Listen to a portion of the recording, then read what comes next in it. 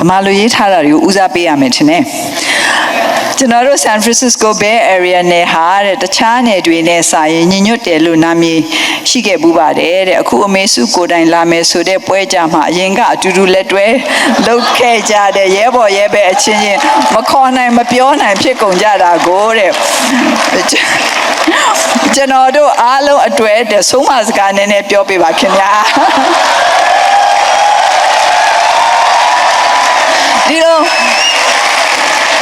ဒီလိုဆုံးမစကားကလည်းပြောရလို့တော့အပေါက်တော်မယ်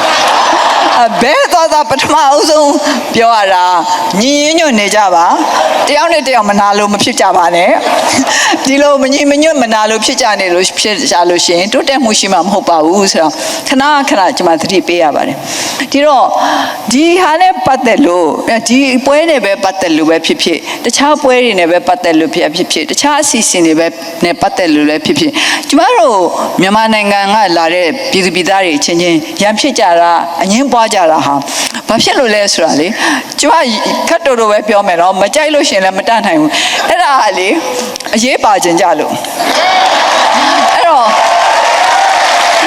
အရေးပါခြင်းစရာမလိုပါဘူးကိုဟာလှုပ်တင်လှုပ်ထိုက်တာကိုလုံနေလို့ရှိရင်ကိုမှတန်ဖိုးရှိပြီးသားပဲတန်ဖိုးရှိပြီးသားပဲဘယ်နေရာမှာ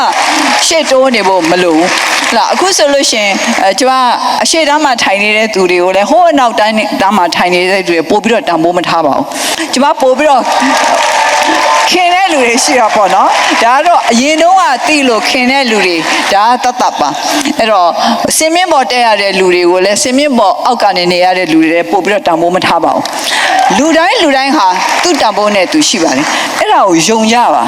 ကျွန်မခဏပြောတယ်ကျွန်မတို့ပြည်သူပြည်သားတွေဟာတယောက်နဲ့တယောက်မနာလိုတာတယောက်နဲ့တယောက်စောင်းမြောင်းကြတာတိုက်ခိုက်ကြတာဟာအခြေခံအဖြစ်တော့ကိုယုံကြည်မှုမရှိလို့ပဲလို့ကိုတန်ဖိုးကိုယုံကြည်လို့ရှိရင်ဘယ်သူမှမနာလို့စရာအကြောင်းမရှိပါဘူးအဲ့တော့ကိုတန်ဖိုးကိုယုံကြည်နိုင်အောင်လို့နေသွားကြပါကိုတန်ဖိုးကိုယုံကြည်နိုင်အောင်လို့နေသွားကြပြီဆိုလို့ရှိရင်အချင်းချင်းတကယ့်ကိုညီညွတ်မှုရပါလိမ့်မယ်လို့ကျွန်မပြောချင်ပါတယ်